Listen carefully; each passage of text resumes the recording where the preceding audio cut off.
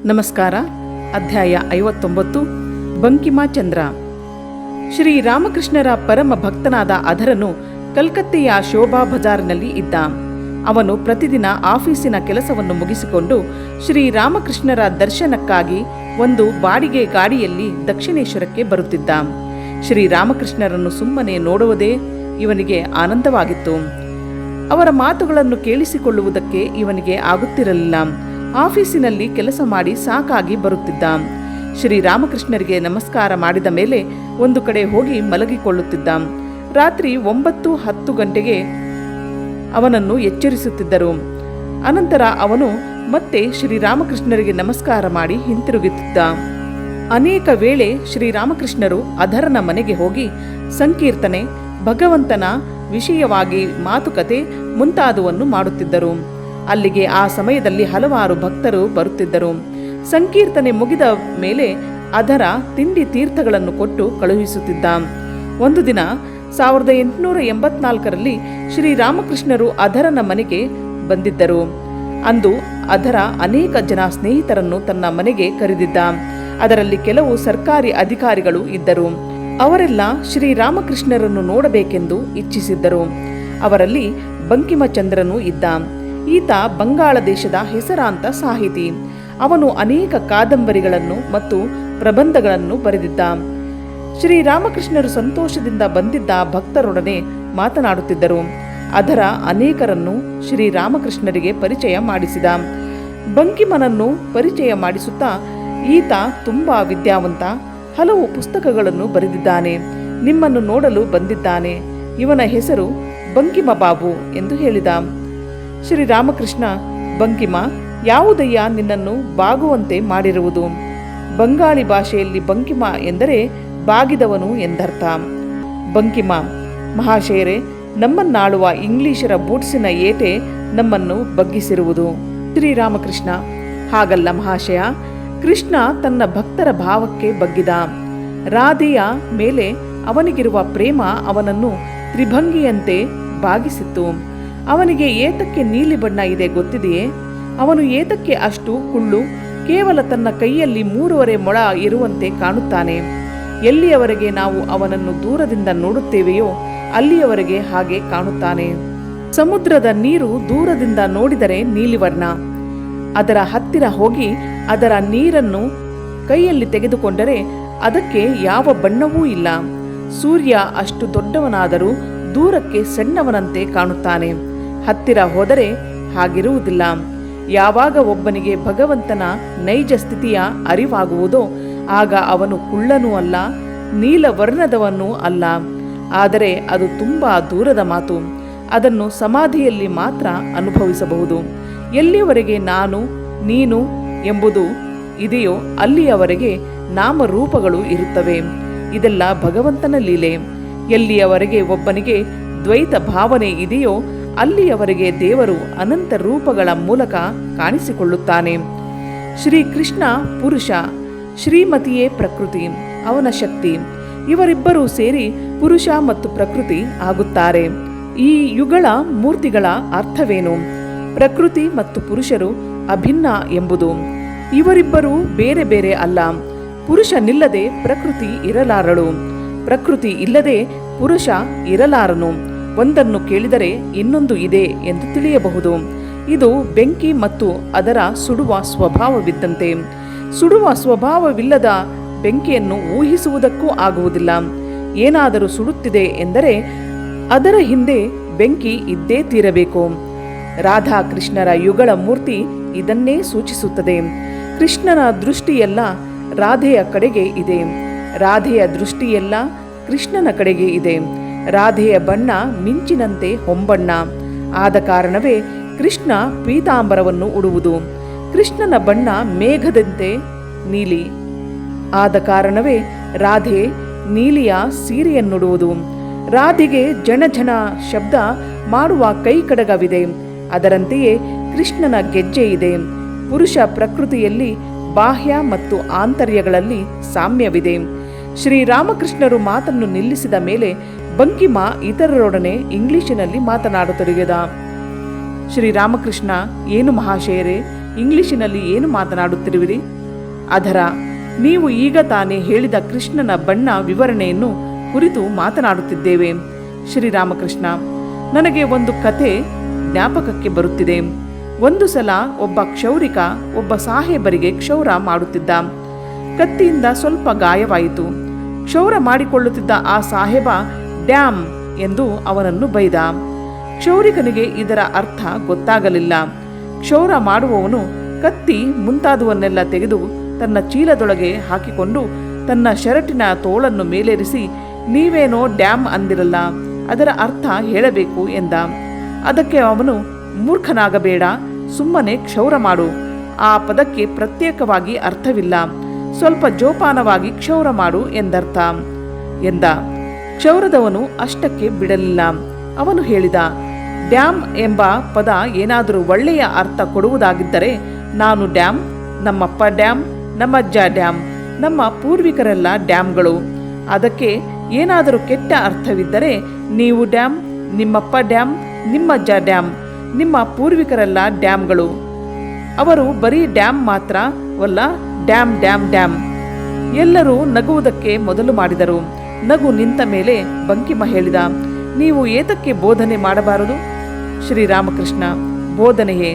ನಾನೊಬ್ಬ ಬೋಧಕ ಎಂದು ಭಾವಿಸುವುದಕ್ಕೆ ಕಾರಣ ನಮ್ಮ ಅಹಂಕಾರ. ಮನುಷ್ಯ ಕ್ಷುದ್ರ ಜೀವಿ. ಯಾವನು ಸೂರ್ಯ ಚಂದ್ರ ಈ ಜಗತ್ತನ್ನೆಲ್ಲ ಸೃಷ್ಟಿಸಿ ಅದನ್ನು ಪೋಷಿಸಿ ಬೆಳಗುತ್ತಿರುವನೋ ಅವನ ಅಪ್ಪಣೆ ಪಡೆಯದೆ ಒಬ್ಬ ಸುಮ್ಮನೆ ಗಂಟಲು ಕಿತ್ತು ಹೋಗುವವರೆಗೆ ಮಾತನಾಡಿದರೆ ಪ್ರಯೋಜನವೇನು? ಕೇಳಿದ ಜನ ನಂತರ ಎಲ್ಲವನ್ನೂ ಮರೆತು ಬಿಟ್ಟು ಹಿಂದಿನಂತೆಯೇ ಇರುವರು. ನೀನು ಎಲ್ಲಿಯವರೆಗೆ ಮಾತನಾಡುವೆಯೋ ಅಲ್ಲಿಯವರೆಗೆ ಎಷ್ಟು ಚೆನ್ನಾಗಿ ಮಾತನಾಡುತ್ತಾನೆ ಎನ್ನುತ್ತಾರೆ. ನೀನು ನಿಲ್ಲಿಸಿದ ತಕ್ಷಣ ಎಲ್ಲ ತಣ್ಣಗಾಗುವುದು. ಒಲೆ ಉರಿಯುತ್ತಿರುವವರೆಗೆ ಅದರ ಮೇಲಿರುವ ಹಾಲು ಕುದಿಯುವುದು. ಕೊಳ್ಳಿಯನ್ನು ಹೊರಗೆ ತೆಗೆಯಿರಿ, ಕುದಿಯುವುದು ನಿಂತು ಹೋಗುವುದು. ಸಾಧನೆಯಿಂದ ಒಬ್ಬ ಶಕ್ತಿಯನ್ನು ಸಂಗ್ರಹಿಸಬೇಕು, ಇಲ್ಲದೆ ಇದ್ದರೆ ಬೋಧಿಸಲಾರ. ನಿನಗೇ ಮಲಗಿಕೊಳ್ಳಲು ಸ್ಥಳವಿಲ್ಲ, ಇನ್ನೊಬ್ಬನನ್ನು ಮಲಗಿಸಿಕೊಳ್ಳಲು ಕರೆಯುವನು ಎಂಬ ಗಾದೆಯಂತೆ. ಕಾಮಾರ ಪುಕುರದಲ್ಲಿ ಪ್ರತಿದಿನ ಬೆಳಿಗ್ಗೆ ಅಲ್ಲಿರುವ ಹಲದಾರ ಪುಕುರ ಕೊಳದ ಹತ್ತಿರ ಜನ ಹೇಸಿಗೆ ಮಾಡುತ್ತಿದ್ದರು. ಹೇಸಿಗೆ ಮಾಡಿದವರನ್ನು ಹಳ್ಳಿಯ ಹಿರಿಯ ಜನರು ಬೈಯುತ್ತಿದ್ದರು. ಅವರ ಮಾತನ್ನು ಯಾರೂ ಗಣನೆಗೆ ತೆಗೆದುಕೊಳ್ಳಲಿಲ್ಲ. ಒಬ್ಬ ಕಾರ್ಪೊರೇಷನ್ ಅಧಿಕಾರಿ ಅಲ್ಲಿಗೆ ಬಂದು, ಇಲ್ಲಿ ಹೇಸಿಗೆ ಮಾಡುವವರನ್ನು ಶಿಕ್ಷೆಗೆ ಗುರಿಪಡಿಸಲಾಗುವುದು ಎಂದು ಬೋರ್ಡನ್ನು ಬರೆದು ಹಾಕಿದನು. ಹೇಸಿಗೆ ಮಾಡುವುದೆಲ್ಲ ನಿಂತು ಹೋಯಿತು. ಇದು ಸರ್ಕಾರದ ಆಜ್ಞೆ, ಎಲ್ಲರೂ ಅದನ್ನು ಗೌರವಿಸಬೇಕು. ಇದರಂತೆಯೇ ದೇವರು ನಿನಗೆ ಪ್ರತ್ಯಕ್ಷವಾಗಿ ಆದೇಶ ಕೊಟ್ಟರೆ ಮಾತ್ರ ನೀನು ಬೋಧಿಸಿದ್ದನ್ನು ಇತರರು ಕೇಳಿ ಆಚರಣೆಗೆ ತರುತ್ತಾರೆ, ಇಲ್ಲದೆ ಇದ್ದರೆ ಸುಮ್ಮನೆ ಕೇಳಿ ಮರೆತು ಬಿಡುತ್ತಾರೆ. ಹತ್ತಿರ ಕುಳಿತಿದ್ದವರು ತುಂಬ ಆಸಕ್ತಿಯಿಂದ ಕೇಳುತ್ತಿದ್ದರು. ಶ್ರೀರಾಮಕೃಷ್ಣ ಬಂಕಿಮನಿಗೆ, ನೀನು ದೊಡ್ಡ ವಿದ್ವಾಂಸ, ಹಲವು ಪುಸ್ತಕಗಳನ್ನು ಬರೆದಿದ್ದೀಯೆ ಎಂದು ಕೇಳಿದ್ದೇನೆ. ಜೀವಿಸಿರುವಾಗ ಈ ಪ್ರಪಂಚದಲ್ಲಿ ಮನುಷ್ಯನ ಕರ್ತವ್ಯಗಳೇನು? ಅವನು ಸತ್ತ ಮೇಲೆ ಅವನ ಹಿಂದೆ ಏನು ಬರುವುದು? ಇದನ್ನು ಹೇಳು. ಪುನರ್ಜನ್ಮವನ್ನು ನಂಬುತ್ತೀಯ ತಾನೇ? ಬಂಕಿಮ, ಪುನರ್ಜನ್ಮವೇ? ಹಾಗೆಂದರೇನು? ಶ್ರೀರಾಮಕೃಷ್ಣ, ಜ್ಞಾನವನ್ನು ಪಡೆದವನು ತೀರಿ ಹೋದರೆ ಅವನು ಮತ್ತೆ ಹುಟ್ಟಬೇಕಾಗಿಲ್ಲ. ಆದರೆ ಎಲ್ಲಿಯವರೆಗೆ ಅವನು ಜ್ಞಾನವನ್ನು ಪಡೆದಿಲ್ಲವೋ, ಆತ್ಮ ಸಾಕ್ಷಾತ್ಕಾರವಾಗಿಲ್ಲವೋ, ಅಲ್ಲಿಯವರೆಗೆ ಅವನು ಪುನಃ ದೇಹ ಧರಿಸುವುದಕ್ಕೆ ಈ ಪ್ರಪಂಚಕ್ಕೆ ಬರಲೇಬೇಕಾಗಿದೆ. ಇದರಿಂದ ತಪ್ಪಿಸಿಕೊಳ್ಳುವುದಕ್ಕೆ ದಾರಿಯೇ ಇಲ್ಲ. ಹುರಿದ ಬೀಜವನ್ನು ಬಿತ್ತಿದರೆ ಅದು ಮೊಳೆಯುವುದಿಲ್ಲ. ಇದರಂತೆ ಒಬ್ಬ ಜ್ಞಾನಾಗ್ನಿಯಲ್ಲಿ ಸುಟ್ಟರೆ ಅವನು ಇನ್ನು ಮೇಲೆ ಸೃಷ್ಟಿಯ ಕಾರ್ಯದಲ್ಲಿ ಭಾಗವಹಿಸಬೇಕಾಗಿಲ್ಲ. ಅವನು ಈ ಮೃತ್ಯುರೂಪಿ ಸಂಸಾರಕ್ಕೆ ಬರಬೇಕಾಗಿಲ್ಲ. ಅವನಿಗೆ ಕಾಮ ಕಾಂಚನದಲ್ಲಿ ಆಸಕ್ತಿ ಇರುವುದಿಲ್ಲ. ಬೇಯಿಸಿದ ಭತ್ತವನ್ನು ಬಿತ್ತಿ ಏನು ಪ್ರಯೋಜನ? ಬಂಕಿಮ, ಮರದಿಂದ ಆಗುವ ಕೆಲಸ ಬರೀ ಜೊಂಡಿನಿಂದ ಆಗುವುದಿಲ್ಲ. ಶ್ರೀರಾಮಕೃಷ್ಣ, ಆದರೆ ಜ್ಞಾನಿಯನ್ನು ನೀನು ಬರೀ ಜೊಂಡು ಎಂದು ಕರೆಯುವುದಕ್ಕೆ ಆಗುವುದಿಲ್ಲ. ಯಾರು ಭಗವಂತನನ್ನು ಸಾಕ್ಷಾತ್ಕಾರ ಮಾಡಿಕೊಂಡಿರುವನೋ ಅವನಿಗೆ ಮುಕ್ತಿಯ ಫಲ ಸಿಕ್ಕುವುದು. ಅವನಿಗೆ ಸಾಮಾನ್ಯ ಕುಂಬಳಕಾಯಿ ಸೋರೆಕಾಯಿ ಸಿಕ್ಕುವುದಿಲ್ಲ. ಅವನು ಪುನರ್ಜನ್ಮದಿಂದ ಪಾರಾಗಿದ್ದಾನೆ. ಅವನು ಭೂಲೋಕ, ಸೂರ್ಯಲೋಕ, ಚಂದ್ರಲೋಕ ಎಲ್ಲಿಯೂ ಹುಟ್ಟಬೇಕಾಗಿಲ್ಲ. ಯಾವಾಗಲೂ ಉಪಮಾನವನ್ನು ಅಕ್ಷರಶಃ ತೆಗೆದುಕೊಳ್ಳಬೇಡ. ನೀನು ಒಬ್ಬ ವಿದ್ವಾಂಸ, ತರ್ಕವನ್ನು ನೀನು ಓದಿಲ್ಲವೇ? ಯಾರೋ ಒಬ್ಬ ಹುಲಿಯಂತೆ ಉಗ್ರವಾಗಿದ್ದಾನೆ ಎಂದರೆ ಅವನಿಗೆ ಹುಲಿಯಂತೆ ದೊಡ್ಡ ಬಾಲವಿದೆ, ಉಗುರುಗಳಿವೆ ಎಂದಾಗಲಿ ಅಥವಾ ಗಡಿಗೆ ಮುಖವಿದೆ ಎಂದಾಗಲಿ ಭಾವಿಸಬಾರದು. ನಾನು ಇದನ್ನೆಲ್ಲ ಕೇಶವನಿಗೆ ಹೇಳಿದೆ. ಅವನು ನನ್ನನ್ನು ಪುನರ್ಜನ್ಮವಿದೆಯೇ ಎಂದು ಕೇಳಿದ. ನಾನು ಇದೆ ಎಂತಲೂ ಹೇಳಲಿಲ್ಲ, ಇಲ್ಲ ಎಂತಲೂ ಹೇಳಲಿಲ್ಲ. ಕುಂಬಾರ ಮಡಿಕೆಗಳನ್ನು ಒಣಗಿಸುವುದಕ್ಕೆ ಇಡುತ್ತಾನೆ. ಅವುಗಳಲ್ಲಿ ಕೆಲವು ಆವಿಗೆಯಲ್ಲಿ ಬೆಂದವು, ಕೆಲವು ಹಸಿ ಮಡಿಕೆಗಳು. ದನಗಳೇನಾದರೂ ತುಳಿದರೆ ಒಡೆದ ಸುಟ್ಟ ಮಡಿಕೆಗಳನ್ನು ಆಚೆಗೆ ಎಸೆದು ಒಡೆದ ಹಸಿ ಮಡಿಕೆಗಳನ್ನು ನೀರು ಚಿಮುಕಿಸಿ ಅದನ್ನು ಚೆನ್ನಾಗಿ ತುಳಿದು ಪುನಃ ಚಕ್ರದ ಮೇಲಕ್ಕೆ ತರುವನು. ಮತ್ತೆ ಅದಕ್ಕೆ ಹೊಸ ರೂಪವನ್ನು ಕೊಡುತ್ತಾನೆ. ನಾನು ಕೇಶವನಿಗೆ ಹೇಳಿದೆ, ಕುಂಬಾರನು ನೀನು ಚೆನ್ನಾಗಿ ಸುಟ್ಟು ಹೋಗುವವರೆಗೆ ಬಿಡುವುದಿಲ್ಲ. ಅದರಂತೆಯೇ ದೇವರು ನಮಗೆ ಎಲ್ಲಿಯವರೆಗೆ ಜ್ಞಾನ ಬಂದಿಲ್ಲವೋ, ಭಗವಂತನ ಸಾಕ್ಷಾತ್ಕಾರ ಆಗಿಲ್ಲವೋ ಅಲ್ಲಿಯವರೆಗೆ ಅವನು ನಮ್ಮನ್ನು ಸಂಸಾರ ಚಕ್ರದ ಮೇಲಕ್ಕೆ ತರುವನು.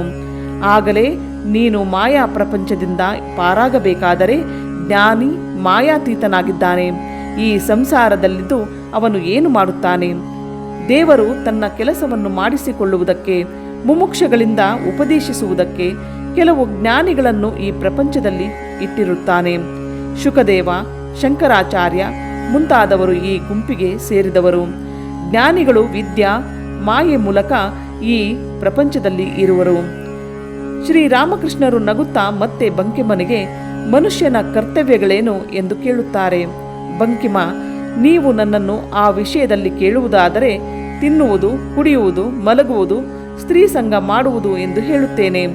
ಶ್ರೀರಾಮಕೃಷ್ಣರು, ನೀನು ಒಬ್ಬ ಗಲೀಜು ಮನುಷ್ಯ. ಹಗಲು ರಾತ್ರಿ ನೀನು ಏನು ಮಾಡುತ್ತೀಯೋ ಅದೇ ನಿನ್ನ ಬಾಯಿಯ ಮೂಲಕ ಬರುವುದು. ಒಬ್ಬ ಏನನ್ನು ತಿಂದರೆ ಅದನ್ನೇ ತೇಗುತ್ತಾನೆ, ಮೂಲಂಗಿ ತಿಂದರೆ ಅದೇ ತೇಗುತ್ತಾನೆ, ಎಳನೀರನ್ನು ಕುಡಿದರೆ ಅದೇ ತೇಗು ಬರುತ್ತದೆ.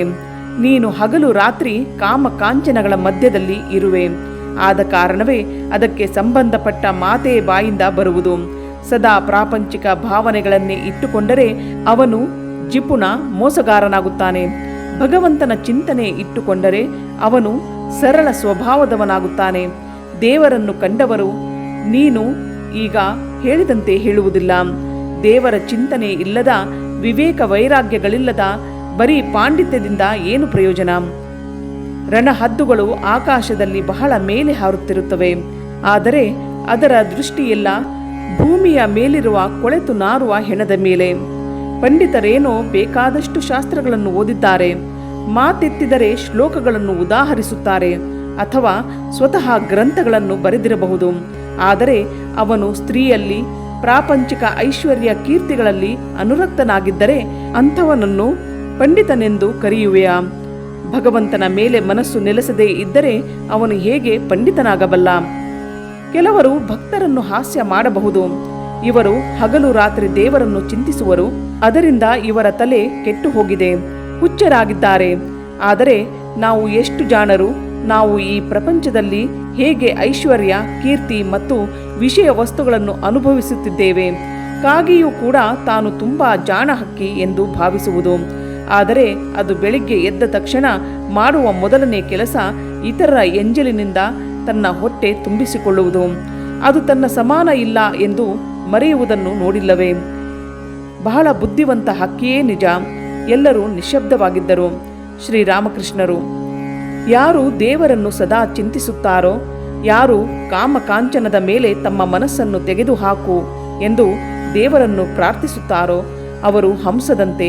ಅವರಿಗೆ ಭಗವಂತನ ಪಾದ ಪದ್ಮಗಳಲ್ಲಿರುವ ಮಕರಂದವೇ ಬೇಕು. ಅವರಿಗೆ ಈ ಸಂಸಾರ ಸುಖ ಕಹಿಯಾಗಿ ಕಾಣುವುದು. ನೀನು ಹಂಸಕ್ಕೆ ಹಾಲು ನೀರು ಎರಡನ್ನೂ ಬೆರೆಸಿ ಇಟ್ಟರೆ ಅದು ಹಾಲನ್ನು ಮಾತ್ರ ತೆಗೆದುಕೊಂಡು ನೀರನ್ನು ಹಾಗೆಯೇ ಬಿಡುವುದು. ನೀನು ಹಂಸಗತಿಯನ್ನು ಗಮನಿಸಲಿಲ್ಲವೇ? ಅವು ಬೇರೆ ಯಾವುದನ್ನೂ ಅರಸುವುದಿಲ್ಲ, ಬೇರೆ ಯಾವುದನ್ನೂ ಅನುಭವಿಸುವುದಿಲ್ಲ. ಹೀಗೆ ಹೇಳಿ ಬಂಕಿಮನಿಗೆ, ನನ್ನ ಮಾತುಗಳನ್ನು ಕೇಳಿ ಕೋಪಿಸಿಕೊಳ್ಳಬೇಡ ಎನ್ನುವರು. ಬಂಕಿಮ, ನಿಮ್ಮಿಂದ ಬರೀ ಪ್ರಿಯವಾಗಿರುವುದನ್ನೇ ಕೇಳುವುದಕ್ಕೆ ಬರಲಿಲ್ಲ. ಶ್ರೀರಾಮಕೃಷ್ಣ, ಕಾಮಕಾಂಚನವೇ ಪ್ರಪಂಚ, ಅದೇ ಮಾಯೆ. ಅದರಿಂದಲೇ ನೀನು ದೇವರನ್ನು ಕುರಿತು ಚಿಂತಿಸಲಾರೆ, ಅವನನ್ನು ನೋಡಲಾರೆ. ಒಂದೆರಡು ಮಕ್ಕಳಾದ ಮೇಲೆ ಗಂಡ ಹೆಂಡಿರು ಅಣ್ಣ ತಂಗಿಯರಂತೆ ಇರಬೇಕು. ದೇವರ ವಿಷಯವನ್ನು ಮಾತ್ರ ಮಾತನಾಡಬೇಕು. ಆಗ ಇಬ್ಬರು ದೇವರಿಂದ ಆಕರ್ಷಿತರಾಗುತ್ತಾರೆ. ಆಗ ಹೆಂಡತಿ ಗಂಡನಿಗೆ ಆಧ್ಯಾತ್ಮಿಕ ಜೀವನದಲ್ಲಿ ಸಹಾಯಕಳಾಗುತ್ತಾಳೆ. ಕಾಮವನ್ನು ಬಿಡದೆ ಯಾರು ರಾಮನ ಆನಂದವನ್ನು ಪಡೆಯಲಾರರು. ಭಕ್ತನಾದವನು ಕಾಮದಿಂದ ತನ್ನನ್ನು ಪಾರು ಮಾಡಬೇಕೆಂದು ದೇವರನ್ನು ಕೇಳಬೇಕು. ಅದು ನಿಜವಾದ ಪ್ರಾರ್ಥನೆಯಾಗಬೇಕು. ದೇವರು ಅಂತರ್ಯಾಮಿ. ಅದು ಹೃದಯದಿಂದ ಬಂದಿದ್ದರೆ ಅವನು ನಿಜವಾಗಿಯೂ ಕೇಳುತ್ತಾನೆ. ನಾನು ಪಂಚವಟಿಯ ಕೆಳಗೆ ಗಂಗಾ ನದಿಯ ಮೆಟ್ಟಿಲ ಮೇಲೆ ಕುಳಿತುಕೊಂಡು ರೂಪಾಯಿಯೇ ಮಣ್ಣು, ಮಣ್ಣೇ ರೂಪಾಯಿ ಎಂದು ಹೇಳಿ ಎರಡನ್ನು ನೀರಿಗೆ ಎಸೆಯುತ್ತಿದ್ದೆ. ಬಂಕಿಮ: ಏನು, ರೂಪಾಯಿ ಮಣ್ಣಿಗೆ ಸಮಾನವೇ? ಮಹಾಶಯರೇ, ನಮ್ಮ ಹತ್ತಿರ ಸ್ವಲ್ಪ ಚಿಲ್ಲರೆ ಇದ್ದರೆ ಬಡ ಬಗ್ಗರಿಗೆ ದಾನ ಮಾಡಬಹುದು. ಹಣ ಮಣ್ಣು ಎರಡು ಒಂದೇ ಆದರೆ ಯಾರೂ ಹಣವನ್ನು ದಾನ ಮಾಡಲು ಆಗುವುದಿಲ್ಲ. ಒಂದು ಒಳ್ಳೆಯ ಕೆಲಸವನ್ನು ಕೂಡ ಮಾಡುವುದಕ್ಕೆ ಆಗುವುದಿಲ್ಲ. ಶ್ರೀರಾಮಕೃಷ್ಣ: ಏನು ದಾನ, ಪರೋಪಕಾರ, ಏನು ಮಾತುಗಳಿವು? ಇನ್ನೊಬ್ಬರಿಗೆ ಉಪಕಾರ ಮಾಡುತ್ತೇನೆ ಎಂದು ಹೇಳುವುದಕ್ಕೆ ನಿನಗೆ ಧೈರ್ಯ ಎಷ್ಟು? ಮನುಷ್ಯ ತನ್ನ ಸಮಾನ ಇಲ್ಲ ಎಂದು ಜಂಭ ಕೊಚ್ಚಿಕೊಳ್ಳುತ್ತಾನೆ. ಅವನು ಮಲಗಿರುವಾಗ ಅವನ ಬಾಯಿಗೆ ಯಾರಾದರೂ ಬಚ್ಚಲ ನೀರನ್ನು ಹಾಕಿದರೆ ಅದು ಸ್ವಲ್ಪವೂ ಅವನಿಗೆ ಗೊತ್ತಾಗುವುದಿಲ್ಲ. ಆಗ ಅವನ ಜಂಭ, ಅಹಂಕಾರ, ದರ್ಪ ಎಲ್ಲ ಎಲ್ಲಿಗೆ ಹೋಗಿತ್ತು? ಸನ್ಯಾಸಿ ಕಾಮ ಕಾಂಚನವನ್ನು ತ್ಯಜಿಸಬೇಕು. ಅವನು ಅವುಗಳಿಗೆ ಕೈಯೊಡ್ಡಬಾರದು. ಒಮ್ಮೆ ವಾಂತಿ ಮಾಡಿರುವುದನ್ನು ಪುನಃ ತಿನ್ನುವುದಕ್ಕೆ ಆಗುವುದಿಲ್ಲ. ಸನ್ಯಾಸಿ ಒಂದು ವೇಳೆ ಏನನ್ನಾದರೂ ಇತರರಿಗೆ ಕೊಟ್ಟರೆ ತಾನು ಕೊಡುತ್ತಿಲ್ಲ ಎಂದು ಅವನಿಗೆ ಗೊತ್ತಿದೆ. ದೇವರೊಬ್ಬನೇ ದಯೆ ತೋರಿಸಬಲ್ಲ. ಭಗವಂತನ ಇಚ್ಛೆಯ ಮೇಲೆ ದಾನವೂ ನಿಂತಿದೆ. ನಿಜವಾದ ಸನ್ಯಾಸಿ ಕಾಮ ಕಾಂಚನಗಳನ್ನು ದೈಹಿಕ ಹಾಗೂ ಮಾನಸಿಕವಾಗಿ ಬಿಡುತ್ತಾನೆ. ಯಾರು ಬೆಲ್ಲವನ್ನು ತಿನ್ನುವುದಿಲ್ಲವೋ ಅದನ್ನು ಅವರು ತಮ್ಮ ಹತ್ತಿರ ಇಟ್ಟುಕೊಳ್ಳಲು ಕೂಡದು. ಅವನೇನಾದರೂ ತನ್ನ ಹತ್ತಿರ ಇಟ್ಟುಕೊಂಡು ಇತರರಿಗೆ ತಿನ್ನಬೇಡಿ ಎಂದರೆ ಯಾರೂ ಅವನ ಮಾತನ್ನು ಕೇಳುವುದಿಲ್ಲ. ಗೃಹಸ್ಥನಿಗೇನೋ ಹಣ ಬೇಕಾಗಿದೆ, ಏಕೆಂದರೆ ಅವನಿಗೆ ಹೆಂಡತಿ ಮಕ್ಕಳಿದ್ದಾರೆ. ಅವರ ಪೋಷಣೆಗಾಗಿ ಅವನು ಹಣವನ್ನು ಕೂಡಿರಬೇಕು. ಹಕ್ಕಿ ಮತ್ತು ಸನ್ಯಾಸಿ ನಾಳೆಗೆಂದು ಕೂಡಿರಬಾರದು ಎಂದು ಹೇಳುತ್ತಾರೆ. ತಾಯಿ ಹಕ್ಕಿ ತನ್ನ ಕೊಕ್ಕಿನಿಂದ ಮರಿಗೆ ಆಹಾರವನ್ನು ತಂದುಕೊಡುವುದು. ಅದರಂತೆಯೇ ಗೃಹಸ್ಥನು ಕೂಡ ಹೆಂಡತಿ ಮಕ್ಕಳನ್ನು ನೋಡಿಕೊಳ್ಳಬೇಕು. ಗೃಹಸ್ಥ ಭಗವದ್ಭಕ್ತನಾಗಿದ್ದರೆ ಅವನು ಅನಾಸಕ್ತನಾಗಿ ತನ್ನ ಕೆಲಸವನ್ನು ಮಾಡುತ್ತಾನೆ. ಅವನು ತನ್ನ ಕರ್ಮಫಲವನ್ನೆಲ್ಲ ದೇವರಿಗೆ ಅರ್ಪಿಸುತ್ತಾನೆ. ಲಾಭ, ನಷ್ಟ, ಸುಖ, ದುಃಖ ಎಲ್ಲವನ್ನು ಭಗವಂತನಿಗೆ ಅರ್ಪಿಸುವನು. ಅವನು ಹಗಲು ರಾತ್ರಿ ದೇವರನ್ನು ಭಕ್ತಿಗಾಗಿ ಬೇಡುತ್ತಾನೆ.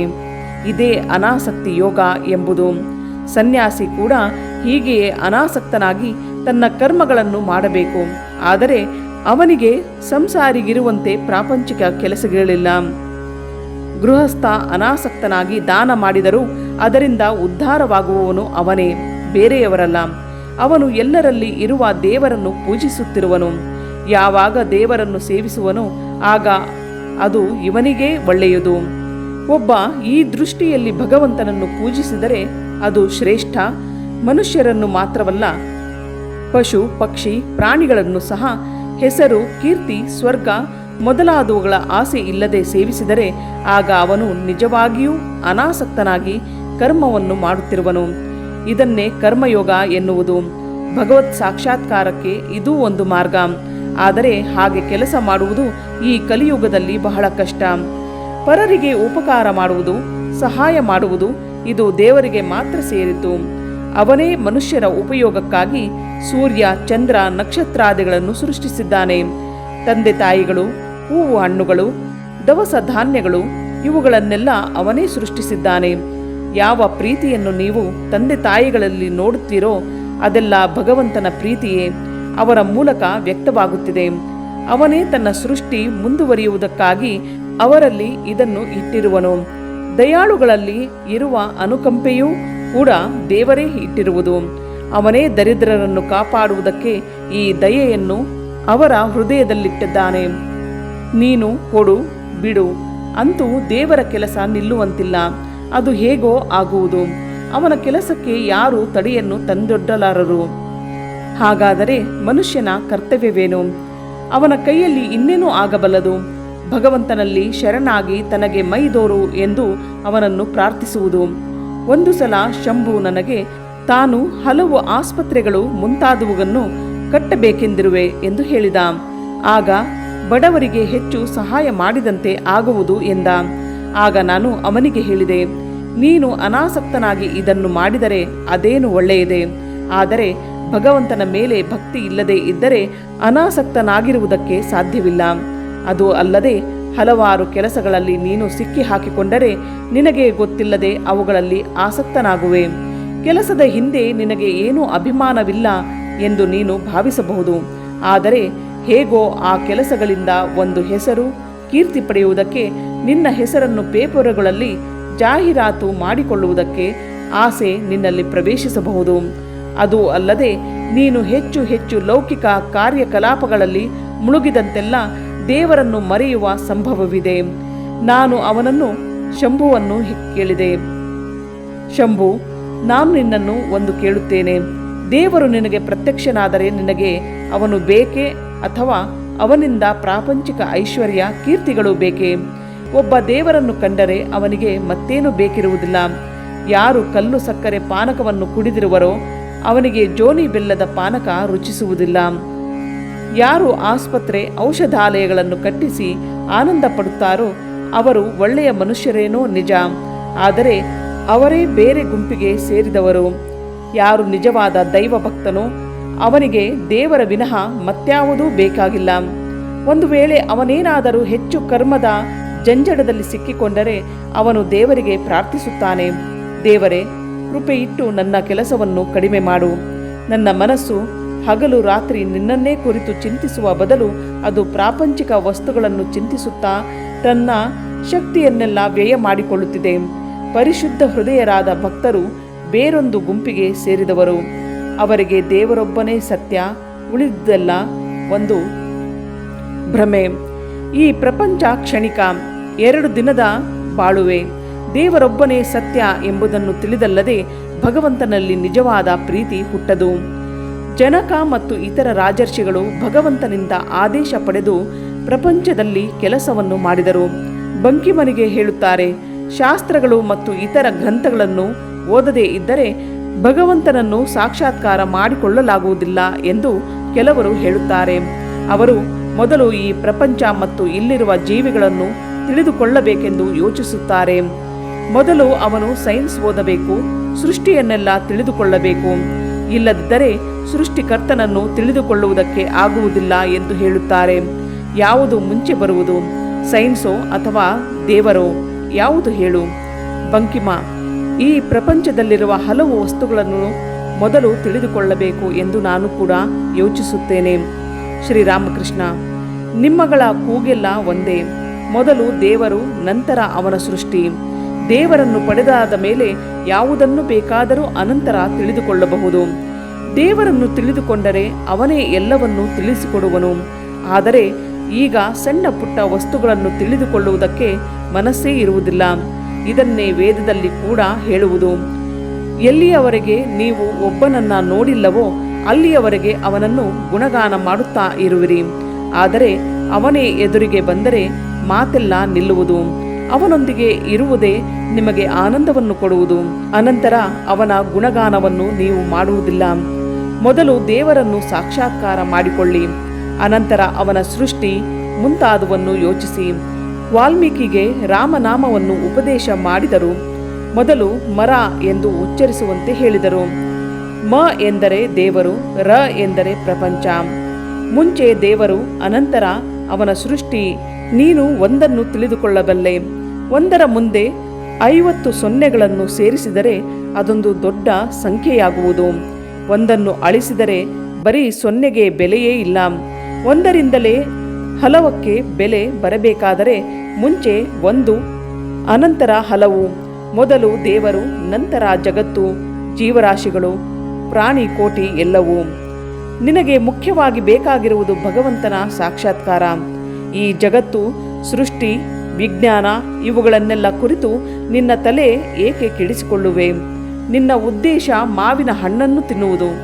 ತೋಟದಲ್ಲಿ ಎಷ್ಟು 100 ಮರಗಳಿವೆ, ಎಷ್ಟು 1000 ಕೊಂಬೆಗಳಿವೆ, ಎಷ್ಟು ಕೋಟಿ ಎಲೆಗಳಿವೆ ಎಂಬುದನ್ನು ತಿಳಿದುಕೊಳ್ಳುವ ಅವಶ್ಯಕತೆಯಾದರೂ ಏನಿದೆ? ನೀನು ತೋಟಕ್ಕೆ ಬಂದಿರುವುದು ಹಣ್ಣನ್ನು ತಿನ್ನಲು. ಮೊದಲು ಹೋಗಿ ಅದನ್ನು ತಿನ್ನು. ಮನುಷ್ಯ ಈ ಪ್ರಪಂಚದಲ್ಲಿ ಹುಟ್ಟಿರುವುದು ಭಗವಂತನನ್ನು ಸಾಕ್ಷಾತ್ಕಾರ ಮಾಡಿಕೊಳ್ಳುವುದಕ್ಕಾಗಿ. ಅದನ್ನು ಮರೆತು ಉಳಿದ ವಿಷಯಗಳ ಕಡೆ ಮನಸ್ಸಿನ ಶಕ್ತಿಯನ್ನು ವ್ಯರ್ಥ ಮಾಡುವುದು ಸರಿಯೇ?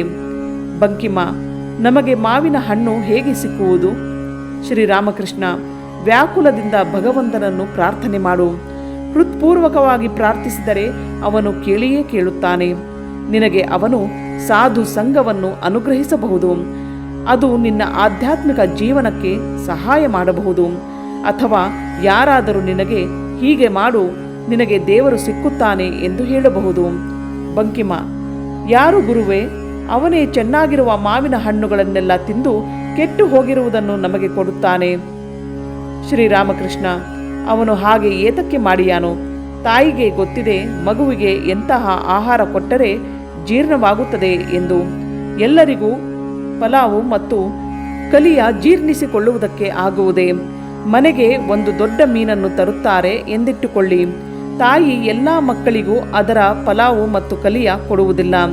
ಜೀರ್ಣಶಕ್ತಿ ಇಲ್ಲದ ಮಗುವಿಗೆ ಮೀನಿನ ಸಾರನ್ನು ಕೊಡುತ್ತಾಳೆ. ಹಾಗೆಂದು ಆ ಮಗುವಿನ ಮೇಲೆ ತಾಯಿಗೆ ಪ್ರೀತಿ ಕಡಿಮೆಯಿದೆ ಎಂದು ಹೇಳುವುದಕ್ಕೆ ಆದೀತೆ? ಒಬ್ಬನಿಗೆ ಗುರುವಾಕ್ಯದಲ್ಲಿ ಶ್ರದ್ಧೆ ಇರಬೇಕು.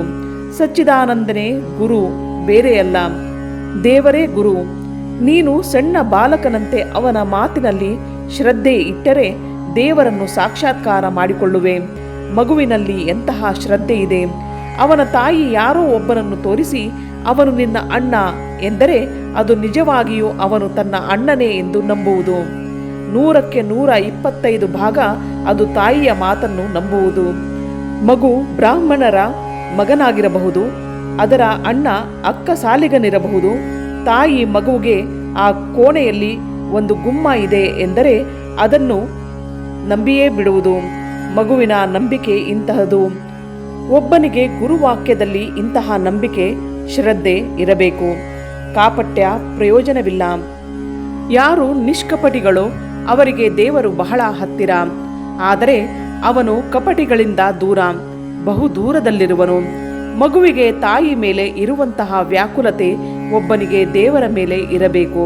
ತಾಯಿ ತನ್ನ ಬಳಿ ಇಲ್ಲದೆ ಇದ್ದರೆ ಮಗುವಿಗೆ ದಿಕ್ಕೇ ತೋಚುವುದಿಲ್ಲ. ತಾಯಿ ಮಗುವಿನ ಕೈಗೆ ಮಿಠಾಯಿ ಕೊಡಬಹುದು, ಆದರೆ ಮಗುವನ್ನು ಸುಮ್ಮನೆ ಇರಿಸಲು ಆಗುವುದಿಲ್ಲ. ಅದು ನಾನು ಅಮ್ಮನ ಹತ್ತಿರಕ್ಕೆ ಹೋಗಬೇಕು ಎಂದು ಹಠ ಹಿಡಿಯುವುದು. ಒಬ್ಬ ದೇವರಿಗಾಗಿ ಹೀಗೆ ಹಂಬಲಿಸಬೇಕು.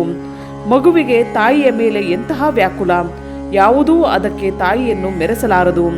ಯಾರಿಗೆ ಸಂಸಾರದ ಭೋಗಗಳೆಲ್ಲ ಸಪ್ಪೆಯಾಗಿರುವುದೋ, ಐಶ್ವರ್ಯ, ಹೆಸರು, ಕೀರ್ತಿ, ಸುಖ, ಭೋಗಗಳು ಇವುಗಳನ್ನು ಯಾರು ಸ್ವಲ್ಪವೂ ಗಮನಿಸುವುದಿಲ್ಲವೋ ಅಂತಹವರೇ ಭಗವತಿಗೆ ನಿಜವಾಗಿ ವ್ಯಾಕುಲ ಪಡಬಲ್ಲರು. ವ್ಯಾಕುಲವೇ ಮುಖ್ಯ. ನೀವು ಯಾವ ದಾರಿಯನ್ನಾದರೂ ಹಿಡಿ. ನೀನು ಹಿಂದೂ ಆಗಿರಬಹುದು, ಮುಸಲ್ಮಾನನಾಗಿರಬಹುದು, ಕ್ರೈಸ್ತನಾಗಿರಬಹುದು, ಶಾಕ್ತನಾಗಿರಬಹುದು, ವೈಷ್ಣವನಾಗಿರಬಹುದು, ಬ್ರಹ್ಮ ಸಮಾಜಕ್ಕೆ ಸೇರಿರಬಹುದು. ಭಗವತಿಯ ದರ್ಶನಕ್ಕೆ ಹೃತ್ಪೂರ್ವಕವಾಗಿ ವ್ಯಾಕುಲ ಪಡಬೇಕು. ಅಂತಹವನ ಬಳಿಗೆ ಜಗನ್ಮಯಿ ತನ್ನ ಉಳಿದ ಕೆಲಸವನ್ನೆಲ್ಲ ಬಿಟ್ಟು ಓಡಿ ಬರುವಳು. ದೇವರು ನಮ್ಮ ಅಂತರ್ಯಾಮಿ. ನೀನು ವ್ಯಾಕುಲ ಪಡಬೇಕು. ಅವನೇ ನಿನ್ನನ್ನು ಸರಿಯಾದ ಹಾದಿಗೆ ಬಿಡುತ್ತಾನೆ. ಅದು ಅಲ್ಲದೆ ಎಲ್ಲ ಮಾರ್ಗಗಳಲ್ಲಿಯೂ ಲೋಪದೋಷಗಳಿವೆ. ಪ್ರತಿಯೊಬ್ಬನೂ ತನ್ನ ಗಡಿಯಾರ ಸರಿಯಾಗಿದೆ ಎಂದು ಭಾವಿಸುವನು. ಆದರೆ ನಿಜವಾಗಿ ನೋಡಿದರೆ ಯಾರ ಗಡಿಯಾರವೂ ಸರಿಯಾಗಿಲ್ಲ. ಆದರೆ ಅದರಿಂದ ಅವನ ಕೆಲಸ ನಿಂತು ಹೋಗುವುದಿಲ್ಲ. ಒಬ್ಬನಿಗೆ ಭಗವಂತನ ಮೇಲೆ ವ್ಯಾಕುಲವಿದ್ದರೆ ಅವನಿಗೆ ಸಾಧು ಸಂಘ ಸಿಕ್ಕುವುದು. ಅವರ ಸಹಾಯದಿಂದ ಅವನು ತನ್ನ ಗಡಿಯಾರವನ್ನು ಸರಿ ಮಾಡಿಕೊಳ್ಳುವನು.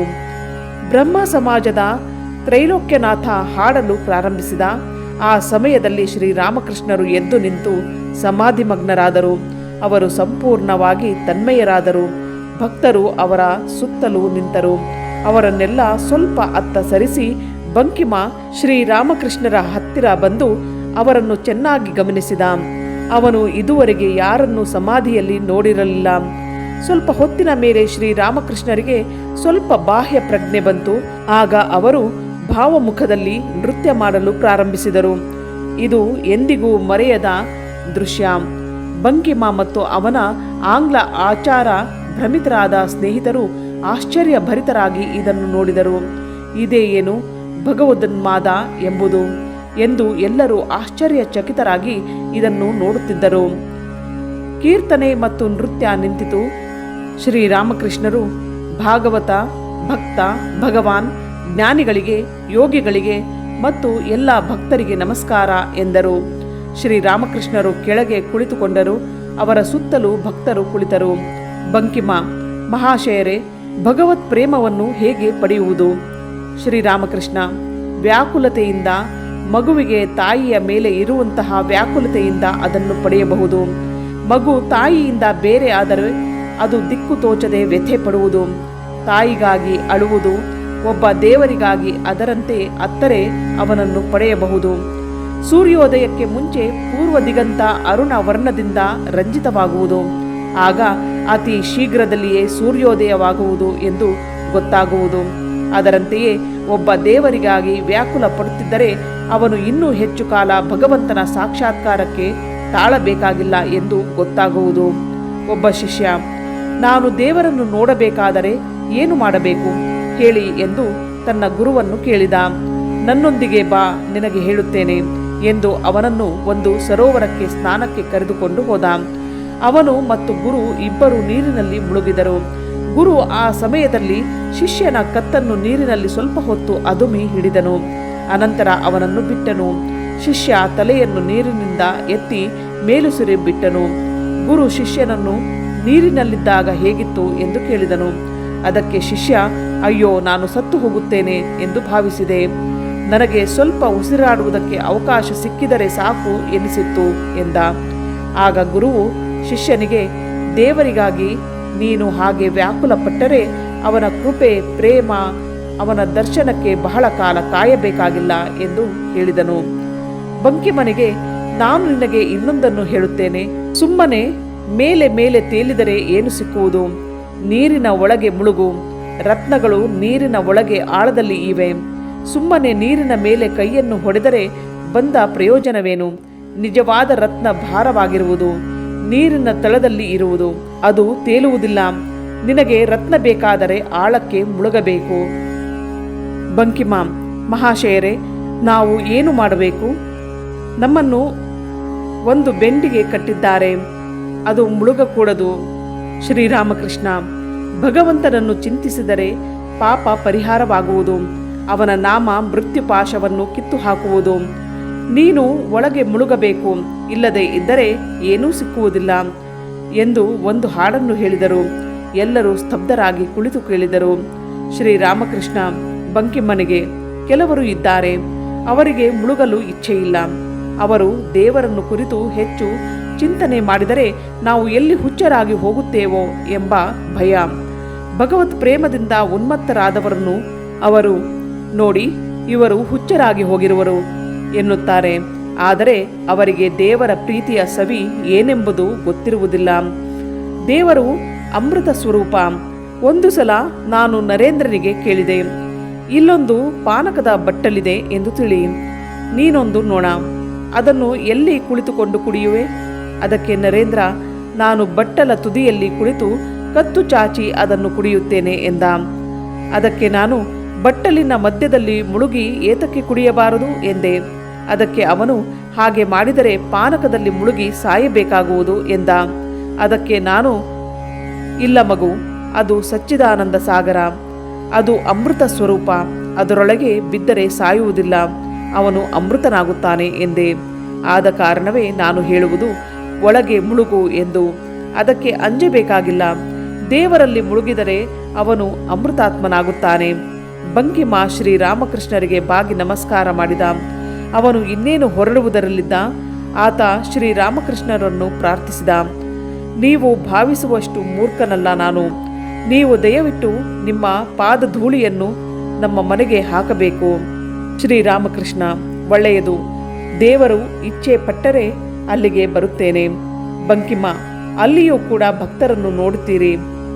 ಶ್ರೀರಾಮಕೃಷ್ಣ: ಹಾಗೇನು, ಅವರು ಎಂತಹ ಭಕ್ತರೋ, ಗೋಪಾಲ ಗೋಪಾಲ, ಕೇಶವ ಕೇಶವ ಎಂದು ಹೇಳುತ್ತಿದ್ದರಲ್ಲ, ಅಂತಹ ಭಕ್ತರ ಗುಂಪಿಗೆ ಸೇರಿದವರೋ? ಬಂಕಿಮ: ಗೋಪಾಲನ ಕತೆ ಏನು ಮಹಾಶಯರೇ? ಶ್ರೀರಾಮಕೃಷ್ಣ: ಹೇಳುತ್ತೇನೆ ಕೇಳಿ. ಒಂದೂರಿನಲ್ಲಿ ಒಬ್ಬ ಅಕ್ಕಸಾಲಿಗನ ಅಂಗಡಿ ಇತ್ತು. ಇಲ್ಲಿ ಕೆಲಸ ಮಾಡುವವರೆಲ್ಲ ಒಳ್ಳೆಯ ವೈಷ್ಣವ ಭಕ್ತರೆಂದು ಪ್ರಖ್ಯಾತರಾಗಿದ್ದರು. ಕೊರಳಲ್ಲಿ ತುಳಸಿ ಮಾಲೆ, ಹಣೆಯಲ್ಲಿ ಮುದ್ರೆ, ಕೈಯಲ್ಲಿ ಜಪಮಾಲೆ ಇರುವ ಚೀಲವಿತ್ತು. ಅವರನ್ನು ಸಾಧುಗಳೇ ಎಂದು ಹೇಳಬಹುದು. ಆದರೆ ಅವರು ತಮ್ಮ ಹೆಂಡತಿ ಮಕ್ಕಳಿಗಾಗಿ ಕೆಲಸ ಮಾಡಲೇಬೇಕಾಗಿತ್ತು. ಈ ಅಂಗಡಿಯವರು ಸಾಧು ಸ್ವಭಾವದವರು, ಎಂದಿಗೂ ಮೋಸ ಮಾಡುವುದಿಲ್ಲ ಎಂದು ಗಿರಾಕಿಗಳು ತಮ್ಮ ಚಿನ್ನ ಬೆಳ್ಳಿಯನ್ನು ತಂದು ಸಾಮಾನು ಮಾಡಲು ಕೊಡುತ್ತಿದ್ದರು. ಹೀಗೆ ಗಿರಾಕಿಗಳು ಅಂಗಡಿಗೆ ಬಂದು ಕುಳಿತ ಕೂಡಲೇ ಕೆಲಸ ಮಾಡುವವರಲ್ಲಿ ಒಬ್ಬ ಕೇಶವ ಕೇಶವ ಎನ್ನುತ್ತಿದ್ದ. ಅದಕ್ಕೆ ಮತ್ತೊಬ್ಬ ಸ್ವಲ್ಪ ಹೊತ್ತು ಬಿಟ್ಟು ಗೋಪಾಲ ಗೋಪಾಲ ಎನ್ನುತ್ತಿದ್ದ. ಗಿರಾಕಿಗಳೊಡನೆ ಸ್ವಲ್ಪ ಹೊತ್ತು ಮಾತನಾಡಿದ ಮೇಲೆ ಇನ್ನೊಬ್ಬ ಹರಿಹರಿ ಹರಿಹರಿ ಎನ್ನುವನು.